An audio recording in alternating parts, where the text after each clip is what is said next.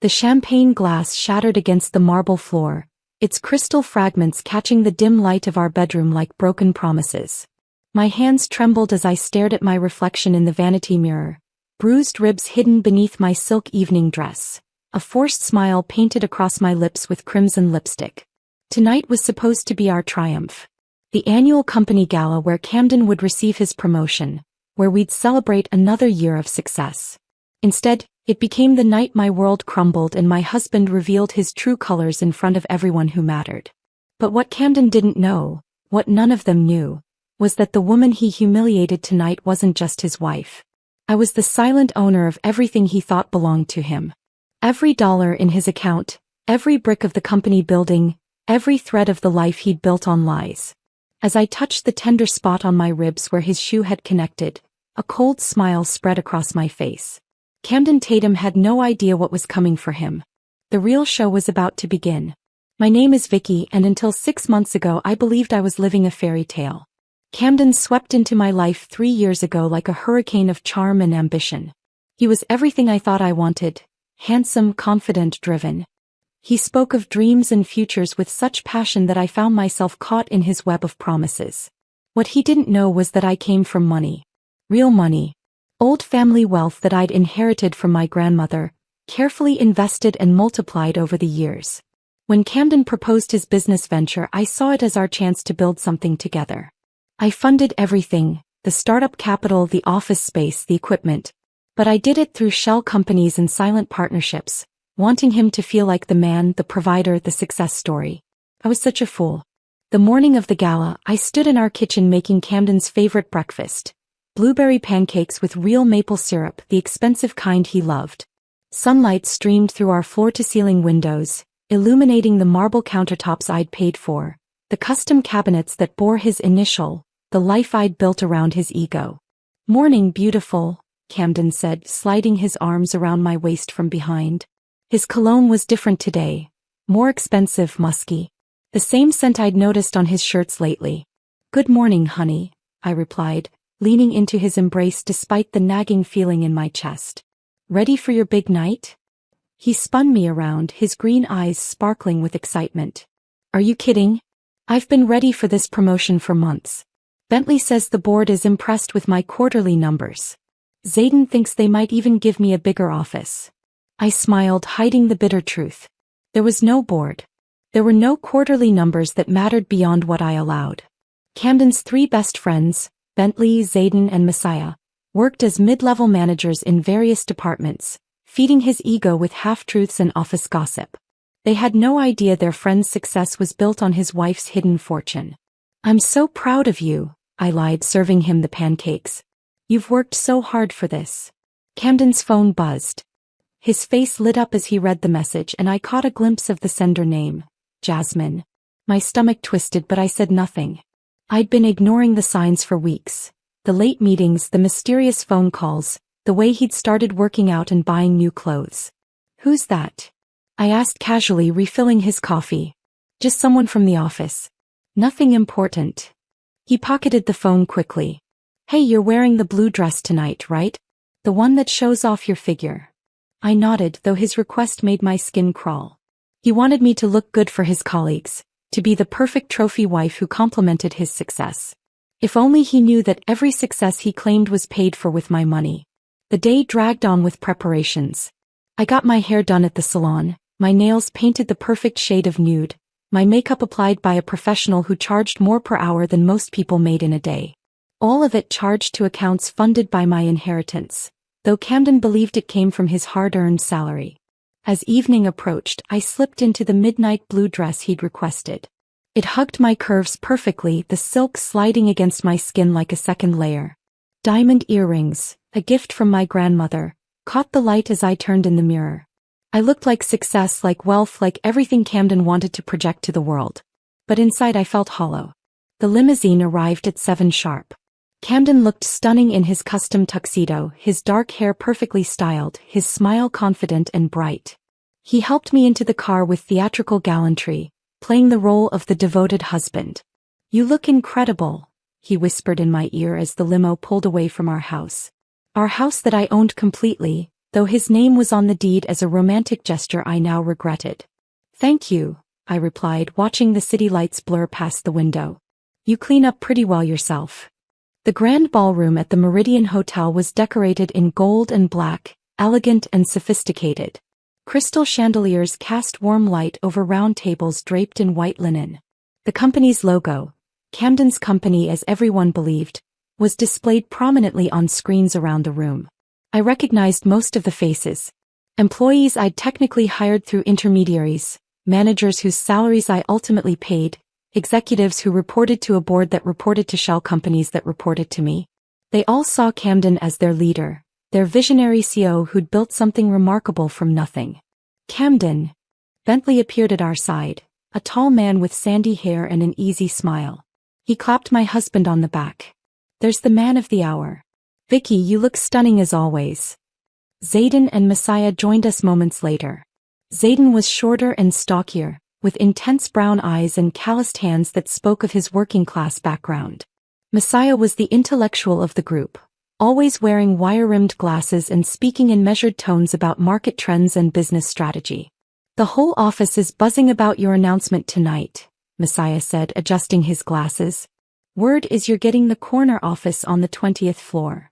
Camden's chest puffed with pride.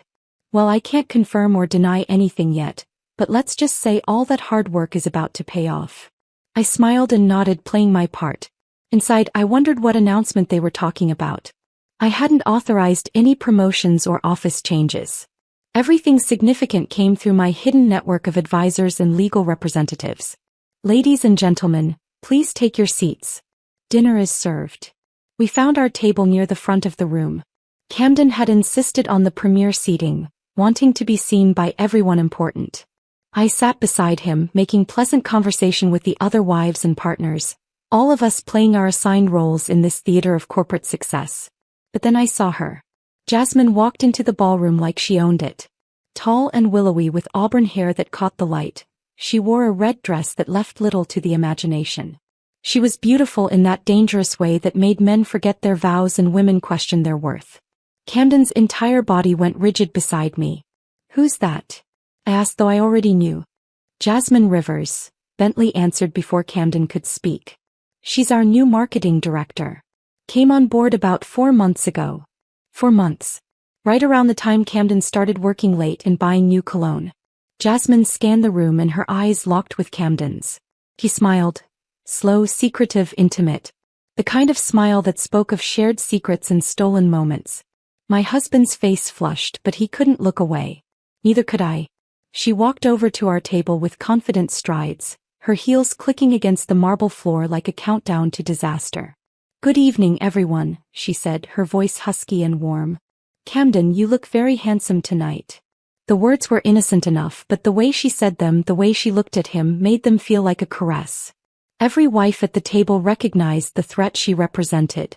The men just saw a beautiful woman paying their friend a compliment. "Jasmine, this is my wife Vicky," Camden said, his voice slightly strained. She extended a perfectly manicured hand. "I've heard so much about you. Camden talks about you constantly." "I'll bet he does," I thought, shaking her hand. Her grip was firm, confident, challenging. This wasn't a woman who backed down from anything she wanted. "All good things, I hope," I replied, matching her smile. "Oh, absolutely. He's always going on about how supportive you are, how you understand his dedication to work." Her eyes glittered with amusement. "It must be so nice to have a husband who's so committed to his job." The double meaning hit like a slap. Camden shifted uncomfortably in his seat but said nothing.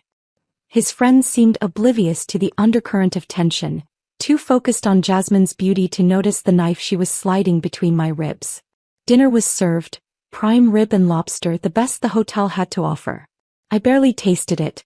My attention was fixed on the interplay between Camden and Jasmine. The way they looked at each other when they thought no one was watching. The way her hand lingered on his arm when she leaned in to whisper something.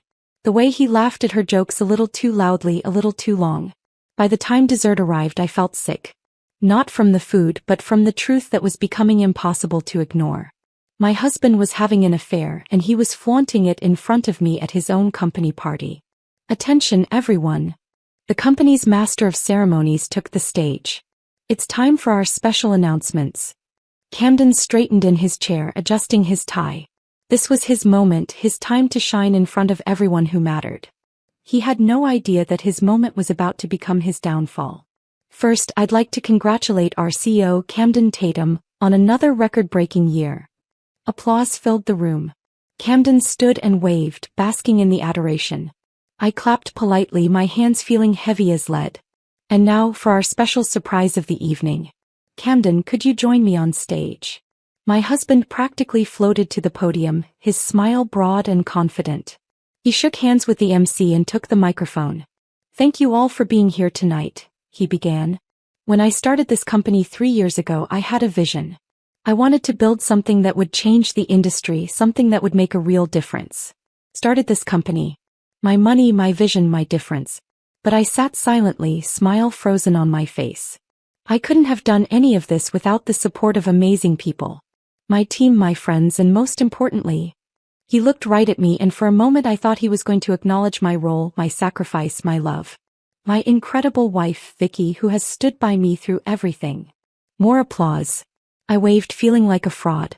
But tonight isn't just about celebrating the past. It's about looking toward the future. And I'm excited to announce some major changes coming to our company structure. Changes? I felt a chill run down my spine. I hadn't authorized any structural changes. Effective immediately, I'm promoting myself to chairman of the board, and I'm pleased to announce our new CEO. No, he wouldn't. He couldn't. Please welcome to the stage our new Chief Executive Officer, Jasmine Rivers. The room erupted in applause as Jasmine sauntered onto the stage in her red dress.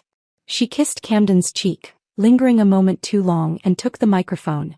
Thank you all so much, she purred. I'm thrilled to be taking on this new role. Camden and I have been working very closely together to ensure this transition goes smoothly. Working very closely together. The words echoed in my head as the reality of what was happening hit me. This wasn't just an affair. This was a coup. Camden was trying to push me out of my own company, replace me with his mistress, and he was doing it publicly, humiliatingly, in front of everyone. But he had made one crucial mistake. He still didn't know who really owned everything. I sat frozen in my chair, watching my husband and his lover accept congratulations from a crowd that included my own employees. Bentley, Zayden, and Messiah were cheering loudly, oblivious to the betrayal happening right in front of them. When Camden and Jasmine returned to the table, they were glowing with triumph. She sat down in the chair that had been empty beside him, effectively pushing me out of the conversation as everyone congratulated them on their new partnership. This calls for champagne, Bentley declared, signaling for a waiter. As the Dom Perignon flowed, I watched Camden's hand rest on Jasmine's thigh under the table. I watched them exchange meaningful glances. I watched my husband celebrate his betrayal with the very money I had provided. That's when the rage started building. Cold, calculated, unstoppable rage. Excuse me, I said, standing from the table. I need to powder my nose. Camden barely looked at me. He was too busy whispering something in Jasmine's ear that made her laugh like wind chimes. I made my way to the restroom on unsteady legs. In the mirror, I looked pale and shaken, like a woman who'd just watched her world crumble. Which I supposed I had. But as I stared at my reflection, something shifted. The shock gave way to clarity. The hurt transformed into cold, hard purpose. Camden thought he was so clever, so smooth. He thought he could steal my company, humiliate me publicly, and ride off into the sunset with his beautiful new CEO. He had no idea who he was dealing with. I touched up my lipstick with steady hands and returned to the party. The evening continued with dancing and networking. Camden made sure to dance with Jasmine multiple times, holding her close, whispering in her ear, making sure everyone could see how intimate they were. I danced with Bentley, with Zayden, with Messiah. I smiled and made small talk and played the role of the supportive wife who was thrilled about these exciting new developments. Inside I was planning. As the evening wound down, Camden was drunk on champagne and victory. Jasmine hung on his arm like a trophy, her red dress a beacon of conquest. His friends surrounded them, offering congratulations and talking excitedly about the future of the company. That's when Camden decided to make his final move. You know what, guys? He said, his words slightly slurred. I think it's time I was completely honest about something. The group fell silent, sensing drama. "Vicky," he called out, beckoning me over with a crooked finger. "Come here, honey." I approached slowly, every instinct telling me this was about to get worse. Camden put his arm around my waist, but not in a loving way. His grip was possessive, controlling, designed to keep me in place for what came next. "I want everyone to know that my wife has been, how should I put this, more of a hindrance than a help lately." Nervous laughter rippled through the group. Jasmine's eyes glittered with malicious delight. "I mean, she's beautiful, don't get me wrong," Camden continued, his voice getting louder. "But she doesn't understand business. She doesn't understand what it takes to succeed in this world. She's been holding me back with her constant questions and concerns about every little decision." My cheeks burned with humiliation, but I stayed silent. Let him dig his grave deeper. That's why I need someone like Jasmine beside me. Someone who understands vision, who understands sacrifice, who understands what it means to build something great. He pulled Jasmine closer with his free arm, sandwiching me between his betrayal and his cruelty. "So here's to new beginnings," he raised his champagne glass. "To leaving behind the dead weight and embracing the future." That's when he did it. In front of his friends, in front of Jasmine, in front of half the company, Camden Tatum drew back his foot and kicked me in the ribs. The impact sent me stumbling backward, gasping in pain and shock. The sound of his shoe connecting with my body was audible in the sudden silence that fell over our little group. "Whoops," Camden laughed, not even pretending it was an accident.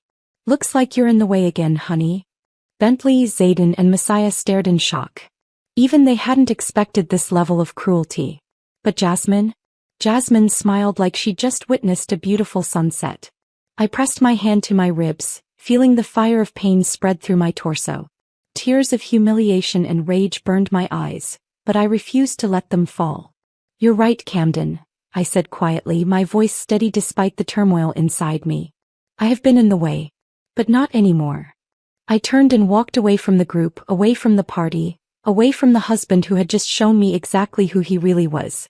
Behind me, I could hear nervous laughter and excited chatter as Camden and his friends returned to their celebration. They had no idea what they had just unleashed. Before we continue, please write in the comment which country you are watching this video. We love knowing where our global family is tuning in from.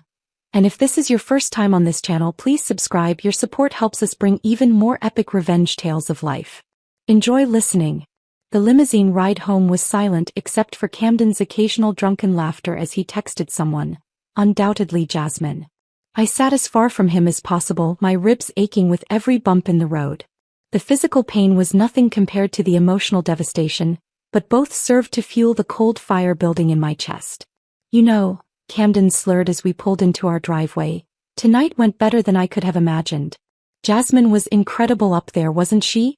So professional, so competent. Nothing like your wife?" I finished for him.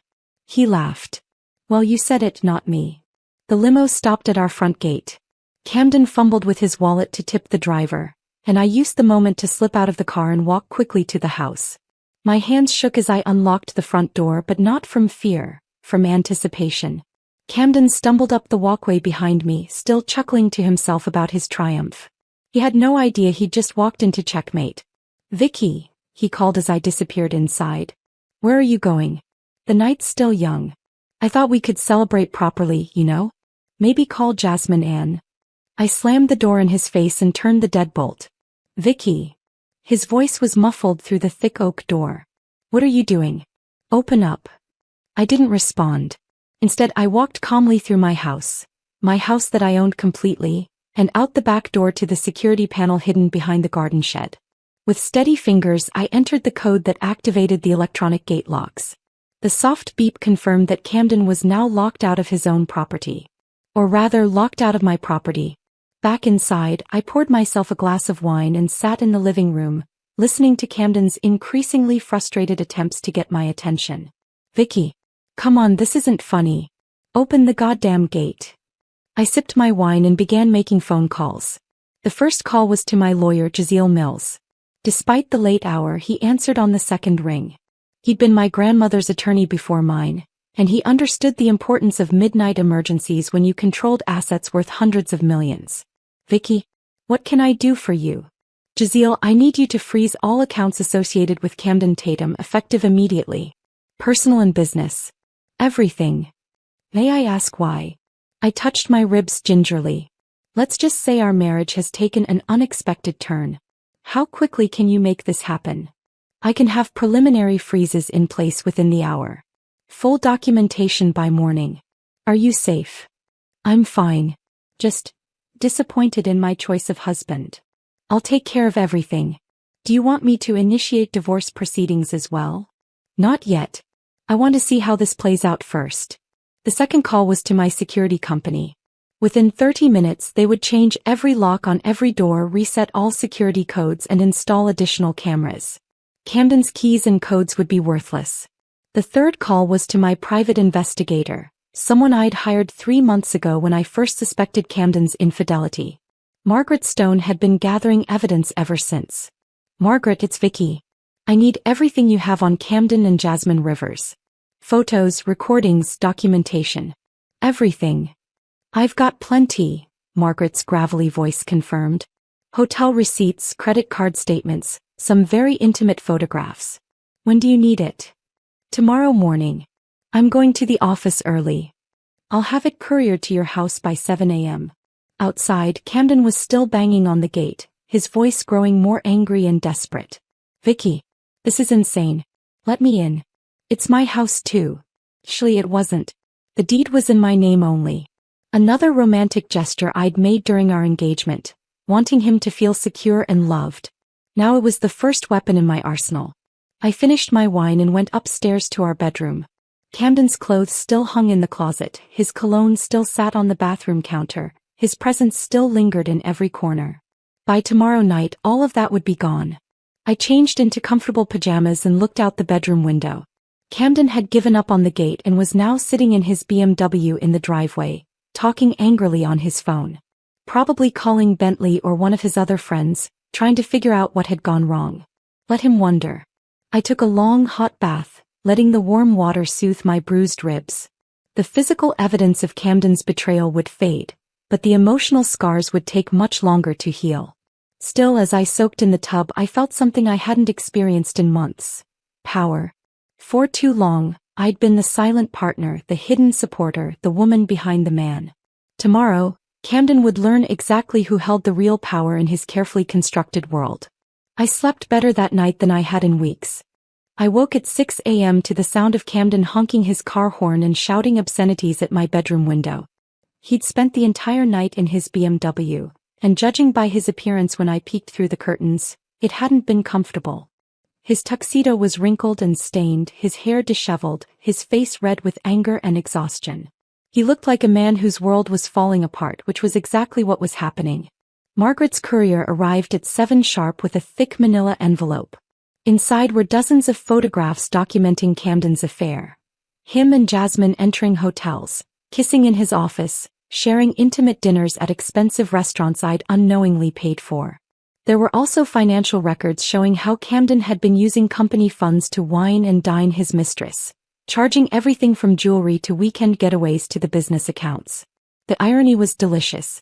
He'd been using my money to cheat on me. I dressed carefully for the office in a sharp black suit that commanded respect and authority. My ribs still ached, but I moved with purpose and determination. Today was the day Camden Tatum learned who he'd really been married to. At 8 a.m. I drove out of my garage using the back exit, leaving Camden still sitting in his car by the front gate. He probably assumed I was trapped inside, probably thought his tantrum would eventually wear me down. He was about to learn how wrong he was. The headquarters of Tatum Industries occupied a gleaming 40-story building in the heart of downtown. Camden believed he'd built this empire through his brilliant leadership and innovative vision. The truth was I'd purchased the building through a shell company, funded the initial operations through carefully disguised investments, and maintained control through a complex web of holding companies that all traced back to my grandmother's trust. Camden thought he was the king of his castle. He was actually just a well-paid actor playing a role I'd written for him. I arrived at the office before most of the staff, using my private elevator to reach the executive floor. The security guard, a kind older man named Frank, tipped his hat respectfully. "Morning, Mrs. Tatum. You're here early today. Big day ahead, Frank." Is the conference room set up? Yes, ma'am. Everything's ready for your meeting. Camden had no idea that Frank and several other key personnel reported directly to me through confidential channels. He saw them as his employees, but their real loyalty lay elsewhere. I settled into the conference room and began making calls. The first was to the company's CFO, Thomas Wright, who managed the public-facing finances while taking direction from my private financial team. Thomas, I need you to prepare immediate documentation transferring all executive authority from Camden Tatum to someone else. Who's our most competent department head? Rachel Zander in operations has been doing exceptional work. She's been essentially running day-to-day operations while Camden focuses on other things. Perfect. Draft the paperwork making Rachel interim CO. I want it ready within the hour. And Camden is about to discover that his position was never as secure as he believed. Next, I called Jazeel to confirm that Camden's accounts had been frozen. The process was complete. Every credit card, every bank account, every line of credit associated with his name was now locked down tight. He's going to be very unhappy when he finds out, Jazeel warned. I'm counting on it. By 9 a.m., word had spread through the office that something unusual was happening. Employees gathered in small groups, whispering about the early morning management shuffle. Camden's friends, Bentley, Zayden, and Messiah, arrived to find security guards waiting to escort them to the conference room. What's going on? Bentley asked, his easy smile fading as he took in the serious faces around him. Please have a seat, gentlemen, I said, gesturing to the chairs across from me. We need to discuss some changes to the company structure. Zayden frowned. Where's Camden? Shouldn't he be handling this? Camden is indisposed at the moment. That's actually what we need to talk about. I opened the manila envelope and spread the photographs across the conference table. Images of Camden and Jasmine in compromising positions, receipts for expensive gifts and hotel rooms, documentation of unauthorized use of company funds. The three men stared in shock at the evidence of their friend's betrayal, not just of me but of the company's financial integrity. These expenses, I continued, pointing to the receipts, represent approximately $200,000 in unauthorized personal charges to business accounts. Under normal circumstances, this would constitute embezzlement. Messiah picked up one of the hotel receipts, his face pale. Camden was using company money for this? Among other things. The jewelry alone cost more than most employees make in a year. But he's the CEO, Zayden protested weakly. He can authorize expenses. Actually, he can't. Not without board approval for personal expenses, and certainly not for conducting an extramarital affair on company time using company resources. Bentley was staring at a photograph of Camden and Jasmine kissing in what appeared to be the executive office. I can't believe he would do this to you, Vicky. We had no idea. I know you didn't. That's why you're not in trouble. But Camden is, and anyone who continues to support his unauthorized actions will be as well. The door opened and Rachel Zander entered, looking professional and composed in a navy blue suit. She was a competent woman in her 40s who'd been overlooked for promotions because Camden preferred to surround himself with male friends and attractive women like Jasmine. Gentlemen, I said, I'd like you to meet your new interim CEO, Rachel Zander. She'll be taking over all of Camden's responsibilities effective immediately. The three men looked stunned. Bentley found his voice first. You can't just. Who authorized this? Where's the board of directors? I smiled coldly. The board authorized it. Unanimously. What they didn't know was that I controlled the board through proxy votes and shell companies. The unanimous decision had taken exactly as long as it took me to sign the paperwork. But Camden will never accept this, Messiah said. He'll fight it. Camden will accept whatever he's told to accept. Now you gentlemen have a choice to make. You can support the new management structure and continue your careers here, or you can stand with Camden and face the consequences of supporting someone who's embezzled company funds to conduct an affair. The room fell silent as they processed this information. These weren't bad men, just loyal friends who'd been blind to their buddies' faults. But they weren't stupid and they could see which way the wind was blowing. We'll support the new structure, Bentley said quietly, speaking for all three. We had no idea about any of this. Good. Rachel will fill you in on the new reporting structure. I believe you'll find working under competent leadership much more rewarding than enabling someone's midlife crisis. As the meeting concluded, my phone rang. Camden's name appeared on the screen, and I could practically feel his desperation through the device. I answered with a cheerful voice. "Good morning, Camden. How was your night?" "You crazy bitch," he screamed so loudly I had to hold the phone away from my ear. "What the hell did you do to my accounts? My credit cards aren't working. The bank says everything's been frozen." "Oh, that. Yes, there's been some concern about unauthorized financial activity. Nothing to worry about, I'm sure it will all get sorted out." "Sorted out? You're the one who did this. I know it was you. Open the goddamn gate and let me into my house." "Actually, Camden, it's my house. The deed is in my name, remember? That romantic gesture you found so touching 3 years ago." The silence on the other end was deafening. "You're insane," he finally whispered. "You can't do this." "I'm afraid I can. You see, I've discovered some very troubling financial irregularities in the company books. Unauthorized personal expenses, misuse of corporate resources, that sort of thing. I'm sure it's all a misunderstanding, but until we get to the bottom of it, I'm coming to the office. We're going to settle this right now. I'm sure Rachel will be happy to speak with you. Though you should know that security has been instructed not to allow unauthorized personnel into the building." "Unauthorized personnel? I'm the CEO. Actually, Rachel Zander is the CEO now. You've been relieved of your duties pending the investigation into financial improprieties. Have a wonderful day, Camden." I hung up before he could respond. 20 minutes later, the security desk called to inform me that Camden had arrived and was making quite a scene in the lobby. I told them to send him up. I wanted to see his face when he realized how completely his world had changed. Camden burst into the conference room like a hurricane, still wearing his wrinkled tuxedo from the night before. His hair was wild, his eyes bloodshot, and he smelled like he'd been drinking all night and sleeping in his car. Which, of course, he had. "What the hell do you think you're doing?" he roared, slamming his hands on the conference table. I remained seated, calm and composed. "I'm protecting the company from someone who's been embezzling funds to support his extramarital affair. Please sit down." "You look terrible." "I'm not sitting down. You can't lock me out of my own house. You can't freeze my accounts. You can't take away my company. Your house. Your accounts. Your company." I stood slowly, letting the full weight of the truth settle over him.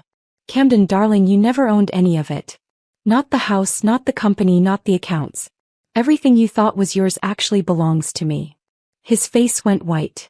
"That's impossible." "Is it? Think back, sweetheart. Where did the startup capital come from when you began this company? Who paid for the office space, the equipment, the initial staff? Who's been quietly covering the shortfalls when your brilliant management failed to generate enough revenue?" Camden's legs gave out and he collapsed into a chair. The magnitude of his situation was finally dawning on him. "You've been playing house with my money, Camden. Every success you claimed, every achievement you celebrated, every moment of pride and accomplishment, all of it was purchased with my inheritance. You're not a self-made man. You're a kept man who bit the hand that fed him. But the wedding contracts, the joint accounts, were all structured to protect my assets while giving you the illusion of control. My lawyers are very good at what they do." Camden stared at me in horror. "You've been lying to me for 3 years. I've been protecting you for 3 years. I let you believe you were successful because I wanted you to feel good about yourself, because I loved you and wanted our marriage to work. But last night, when you kicked me in front of your friends and your mistress, when you humiliated me publicly while announcing your plan to replace me with another woman, that's when I decided it was time for you to learn the truth. I didn't mean to kick you. I was drunk, I was excited, You meant every word you said and every action you took. You called me dead weight, Camden. You said I was holding you back. You physically assaulted me in front of people and then laughed about it. That wasn't the alcohol talking, that was the real you finally showing itself." Camden's face crumbled. "Vicky, please, I'm sorry. I was drunk, I was stupid. Jasmine means nothing to me. She's just the woman you've been sleeping with for 4 months, using my money to pay for hotel rooms and expensive gifts. She's just the woman you promoted to CEO of my company without my authorization. She's just the woman you planned to leave me for." The door opened and security guards entered. I'd called them while Camden was processing his new reality. Gentlemen, please escort Mr. Tatum from the building. He's no longer authorized to be here. You can't do this. Camden screamed as the guards approached. I'll sue you. I'll destroy you. You can't steal my life. Your life was never yours to begin with, I said calmly. And if you want to discuss lawsuits, we should talk about the embezzlement charges you're facing. The guards took Camden by the arms and he went limp with defeat. As they dragged him toward the door, he looked back at me with a mixture of rage and desperation. This isn't over, Vicky. You'll pay for this. No, Camden. You're the one who's going to pay. For 3 years of lies, for the affair, for the humiliation, and for thinking you could steal everything I've built. The bill is coming due. After Camden was removed, I sat alone in the conference room for several minutes, letting the silence wash over me. Phase 1 was complete. My husband had learned that his entire life was built on foundations he'd never controlled. But this was just the beginning. I picked up my phone and called Margaret. It's time for Phase 2. The police arrived at my house at 3 o'clock that afternoon, just as I was returning from a very productive day at the office. 2 officers stood on my front porch with Camden beside them, his rumpled tuxedo now replaced with wrinkled jeans and a t-shirt that had seen better days. Camden's face lit up with vindictive triumph when he saw me step out of my car. There she is, officers. The woman who illegally locked me out of my own home and froze my bank accounts. Officer Xander, a middle-aged woman with kind eyes and a no-nonsense demeanor, stepped forward. Ma'am, we've received a complaint about a domestic dispute. Your husband claims you've illegally denied him access to his residence and his financial accounts. I smiled politely and reached into my purse. Of course, officers. I have all the documentation right here. Camden's smugness wavered as I pulled out a manila folder. This is the deed to the house, showing sole ownership under my name. These are the bank account statements showing all accounts are held in my name alone. And this is a restraining order I filed this morning due to threatening behavior. Officer Xander examined the papers carefully while her partner kept a watchful eye on Camden. As she read, Camden's face grew increasingly pale.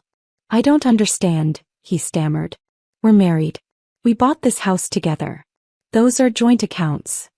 Actually, sir, Officer Xander said, looking up from the documents, according to these legal records, Mrs. Tatum is the sole owner of this property. And I'm seeing here that she filed a restraining order this morning citing verbal threats and physical assault. Physical assault? Camden's voice cracked. I never.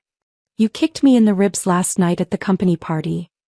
I said quietly, unbuttoning my blouse just enough to show the edge of the purple bruise that had bloomed across my ribcage. In front of witnesses. The officers exchanged glances. Officer Xander handed the papers back to me. Ma'am, you have every right to deny access to your property, especially with a valid restraining order. Sir, you need to find somewhere else to stay. If you violate this restraining order, you'll be arrested. Camden stared at me in disbelief. You're destroying my life. No, Camden. I'm simply stopping you from destroying mine. As the police car pulled away, Camden stood alone in my driveway looking lost and defeated. I almost felt sorry for him. Almost. But then I remembered the sound of his laughter when he kicked me, the way Jasmine had smiled at my humiliation, the years of lies and deception. My sympathy evaporated like morning mist. Inside my house, I poured myself a glass of wine and called Jaziel. The police visit went perfectly. Camden is officially homeless and learning that the law doesn't care about his feelings. Good. I've also processed the business account freezes. All of Tatum Industries' financial assets are now under your direct control pending the embezzlement investigation. How long before Camden realizes the full scope of what's happening? I'd say about 24 hours. Once word spreads through the business community that he's been stripped of all authority and is under investigation for financial misconduct, his reputation will be in ruins. Perfect. What about Jasmine Rivers? Ah yes. I've done some digging on Ms. Rivers. Very interesting background.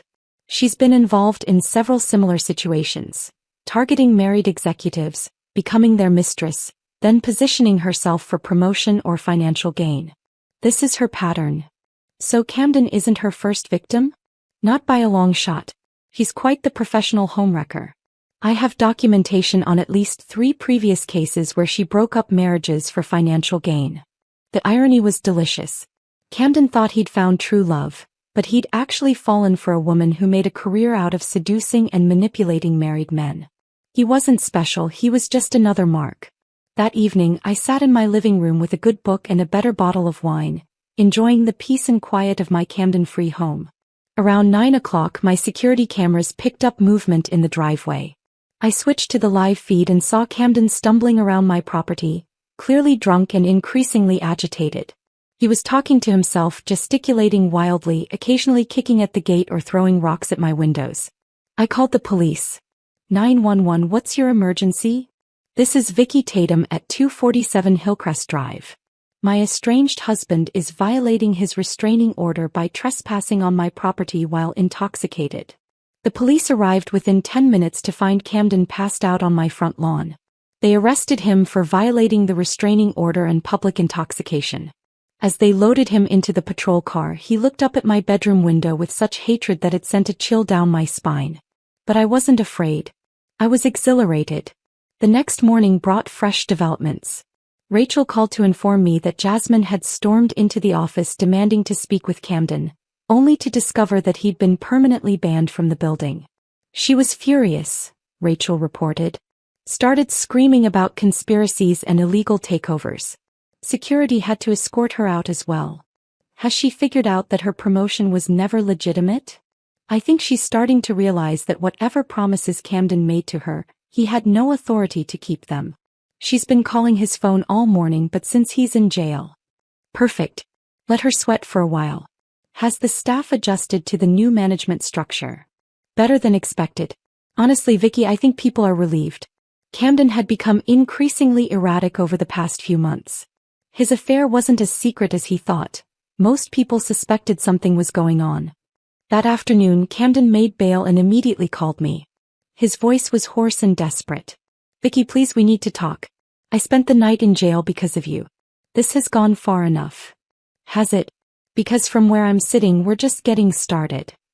What do you want? Money. I'll pay you back every penny of whatever you think I owe you. Just stop this madness. What I want is for you to understand exactly what you threw away. What I want is for you to realize that every moment of happiness you experienced in our marriage was a gift I gave you, and you repaid me with betrayal and humiliation. I get it, okay? I screwed up. I made mistakes. But destroying my entire life isn't going to make you feel better. Actually, Camden, it already is. That evening I decided to take a drive. I found myself parking across the street from a modest apartment complex where my private investigator had tracked Camden's current location. Through the thin walls I could hear raised voices. Camden and Jasmine were having a spectacular fight. You promised me I'd be safe. Jasmine screamed. You said we'd run the company together. I thought I could. How was I supposed to know that Vicky controlled everything? She lied to me for 3 years. So what happens now? I quit my last job for this opportunity. I turned down other offers because you convinced me we had a future together. We do have a future. This is just a setback. I'll figure something out. With what money, Camden? Your accounts are frozen, you're homeless, and you can't even get into your own office building. I smiled in my car, listening to their relationship crumble under the weight of reality. Jasmine hadn't fallen in love with Camden. She'd fallen in love with the lifestyle she thought he could provide. Now that the money was gone, her true feelings were showing. The fight continued for another hour before Jasmine stormed out of the apartment and drove away in her red Porsche, probably a gift from Camden using my money. Through the window, I could see Camden sitting alone in the dingy furnished apartment, his head in his hands. For 3 years he'd lived like a king in my castle. Now he was finding out what his actual worth was in the real world. 2 weeks passed in relative quiet.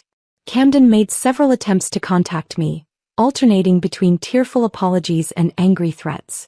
I ignored them all. Jasmine, meanwhile, had apparently decided to cut her losses and move to another city, leaving Camden to face his consequences alone. The business world was abuzz with gossip about Camden's spectacular fall from grace. The story had everything: sex, betrayal, financial misconduct, and a powerful woman's revenge. I became something of a minor celebrity in certain circles, the scorned wife who turned out to be the real power behind the throne. But I wasn't done yet. Giselle called with news that made my day. The IRS has launched a formal investigation into Camden's tax returns. Apparently, he's been claiming personal expenses as business deductions for years. How much trouble is he in? Potentially several years in federal prison and hundreds of thousands in fines and back taxes. The man has been living beyond his means for so long, he forgot that the means weren't actually his. That afternoon, as I was leaving a lunch meeting downtown, I spotted a familiar figure across the street. Camden was standing outside a pawn shop, apparently having just sold something valuable. He looked terrible, unshaven, wearing rumpled clothes, walking with the defeated posture of a man who'd lost everything. Part of me felt a twinge of sympathy.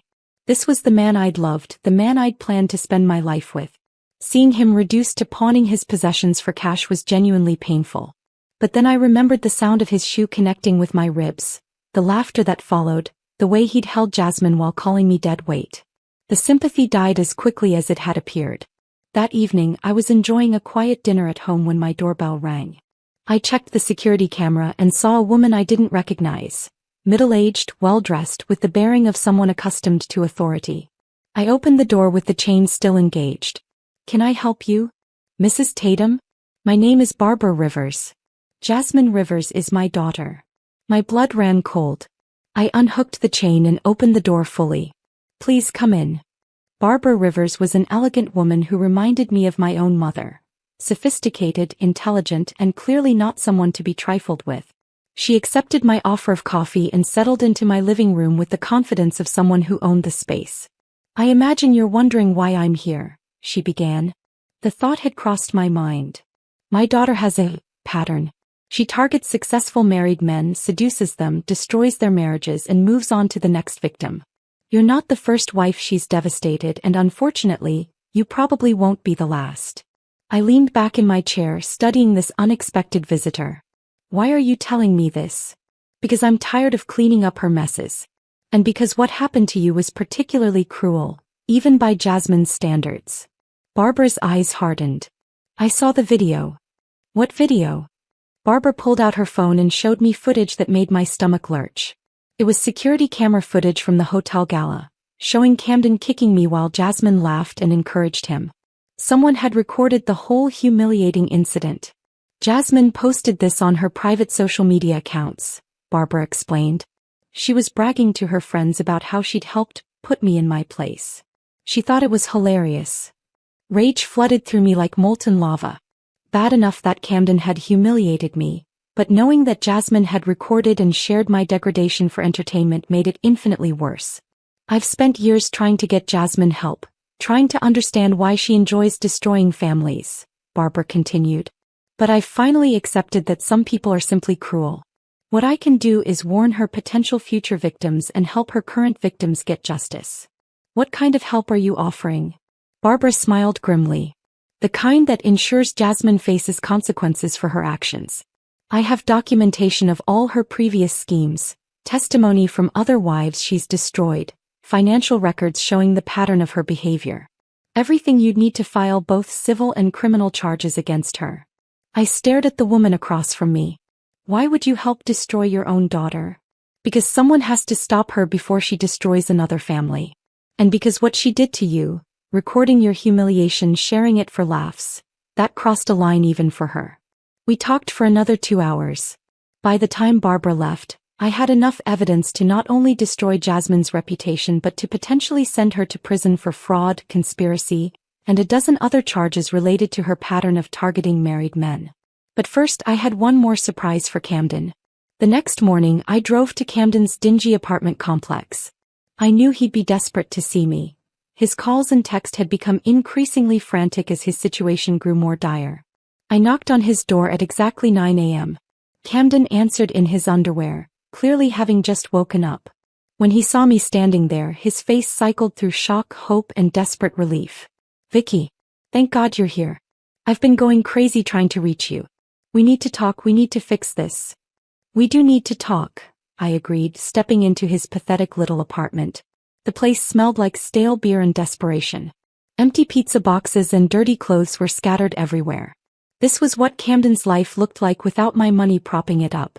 "I know you're angry," he began, "and you have every right to be." I was an idiot, I was selfish, I threw away the best thing in my life for a woman who didn't even care about me. Oh, I know Jasmine didn't care about you. I've learned quite a lot about her patterns and motivations. Camden's face brightened with pathetic hope. Then you understand. She manipulated me, seduced me, made me think I was something special. But I see the truth now.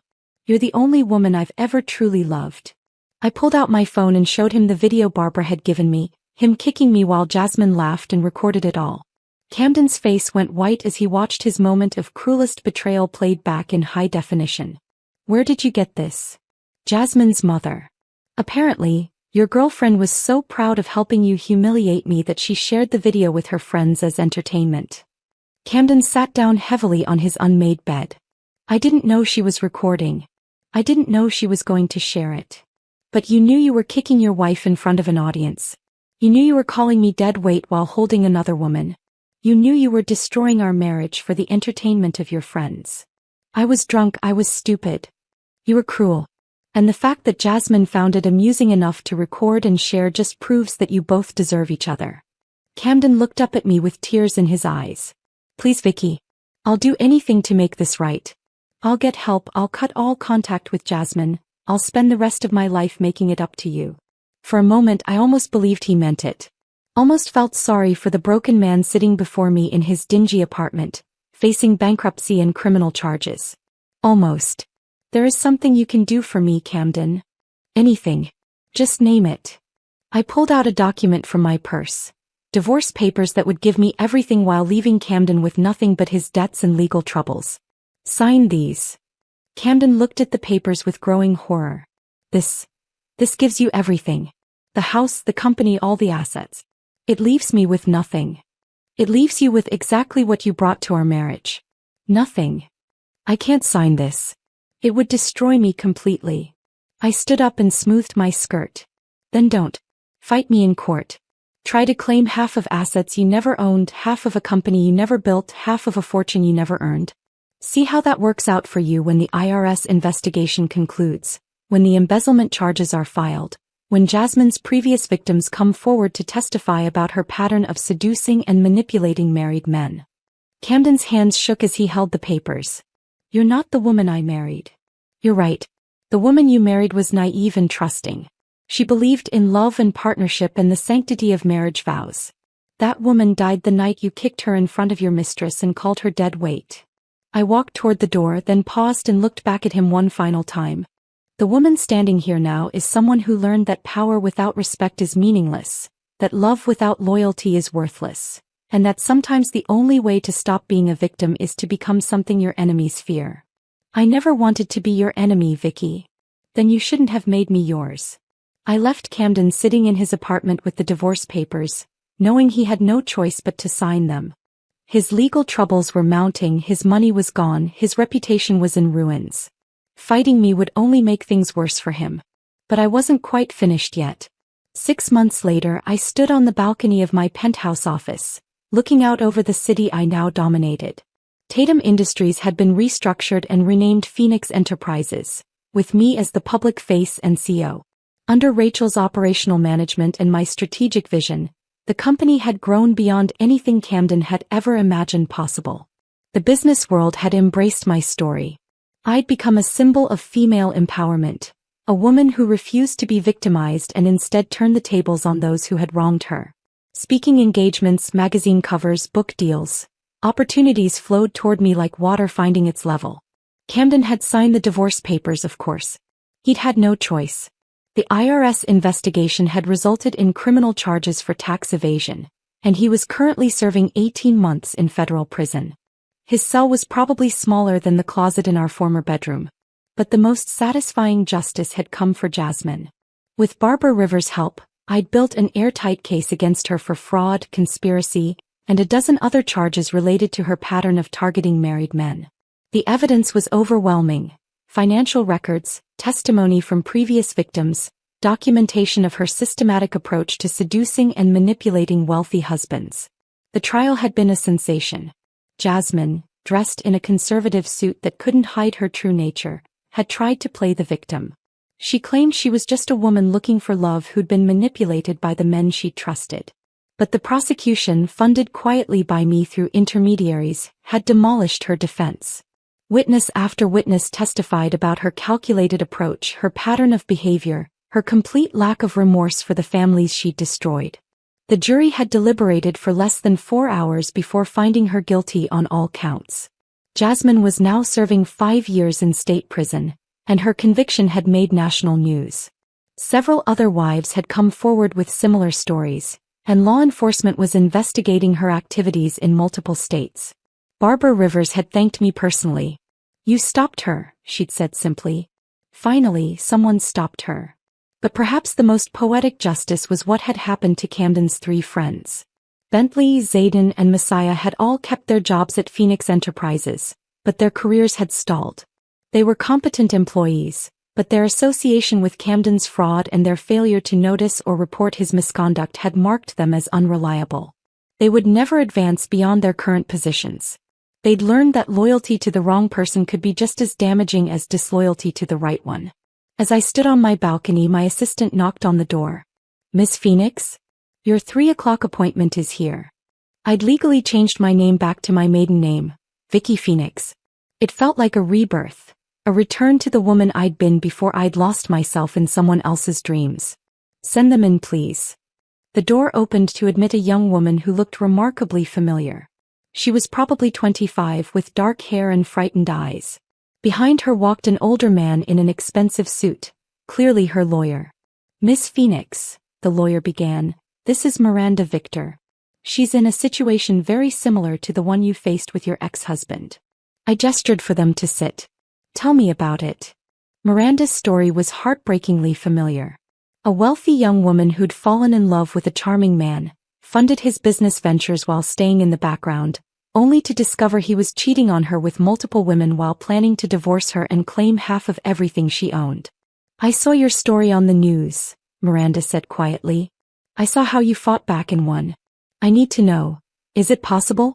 Can someone like me really stand up to someone like him?" I smiled and reached for a legal pad. "Miranda, let me tell you something I learned the hard way. Power that's hidden is power that can be stolen. But power that's acknowledged, documented, and legally protected? That's power that can change the world. So you'll help me?" "I'll do more than help you. I'm going to teach you how to be the kind of woman who never needs help again." Over the next 2 hours, I outlined a strategy that would not only protect Miranda's assets but would expose her husband's infidelity and financial misconduct in ways that would destroy his reputation and end his ability to victimize other women. It felt good to use my hard-won knowledge for justice rather than just revenge. As Miranda and her lawyer left, I returned to my balcony. The sun was setting over the city, painting the sky in shades of gold and crimson.